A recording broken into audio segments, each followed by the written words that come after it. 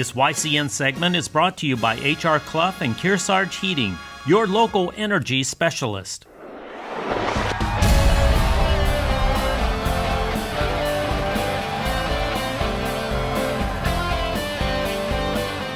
Welcome in, YCN Sports Talk. Jeremy Stout, Brett Franklin joining me again this week. Brett from ESPN 94 in the Upper Valley and 945ESPN.com. You can catch him every day, 12 to 1, Monday through Friday. Brett, thanks for joining us. Thanks for having me, Jeremy. Back again for the second week. Why not? Those hot takes were so good. And it's legitimately hot outside, so maybe some more hot takes. Oh, and it's going to get a little bit better, but you can also get Brett on the traditional radio, 94.5 FM and 94.3 FM in Claremont and in Newport. And Brett, we started off with the Red Sox, a win in Game 1 against the Marlins.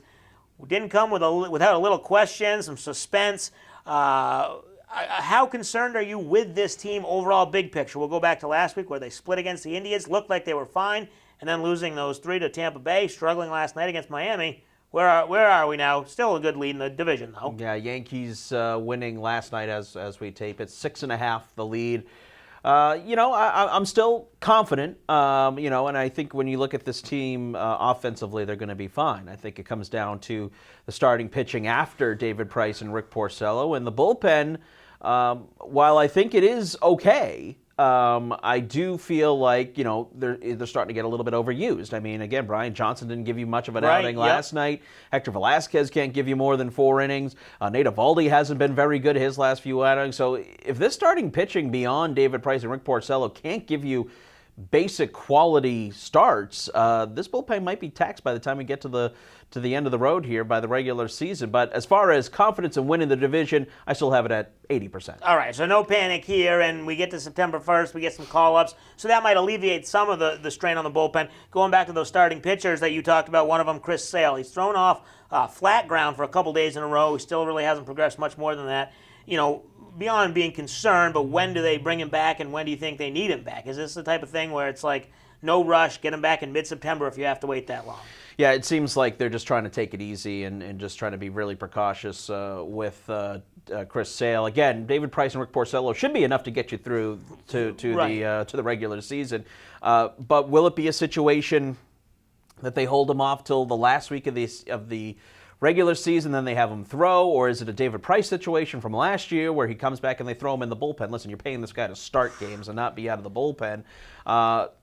Something to think about, but the answers Alex Cora has kind of given, I think he's kind of not, he's not too sure of what he's going to get at this point. Eduardo Rodriguez is slated to come back this Saturday against the White Sox. Alex Cora did say that. Hopefully that gives them a little bit of a boost, but as far as Chris Sale goes, I still think it's a little bit of an unknown. Yeah, it seems like it is unknown. Like you said, hopefully he's back for the playoffs and he's stretched out enough. A couple of guys that you also mentioned, Erod coming back. It looks like he might take the spot of, I don't know right now if it's Sale until he comes back or Eovaldi. I mean, that shine is kind of wearing off Eovaldi a little bit. We talked about it on your radio show yesterday where it's like he had a couple good starts and now he's really slumping.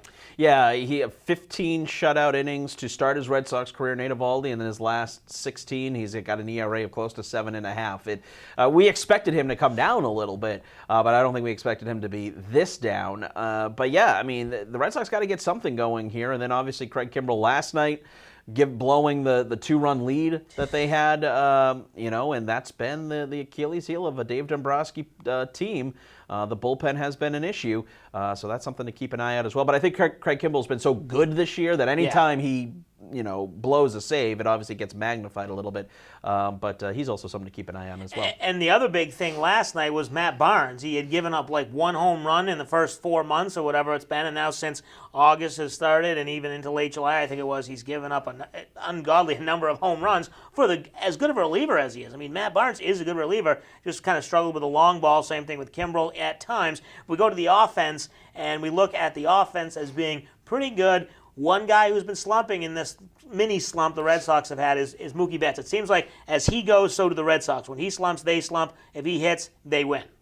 Yeah, and that's what superstars do, right? They dictate a lot in that lineup. But JD Martinez has been there as well. Yeah. But you don't make up for that, 1-2 punch there, especially if the the top of the lineup. I think some positives, though. I think Eduardo Nunez has had himself a really nice second half of the season and has really started to heat up as well. I like to see Brock Holt a little bit more in this lineup.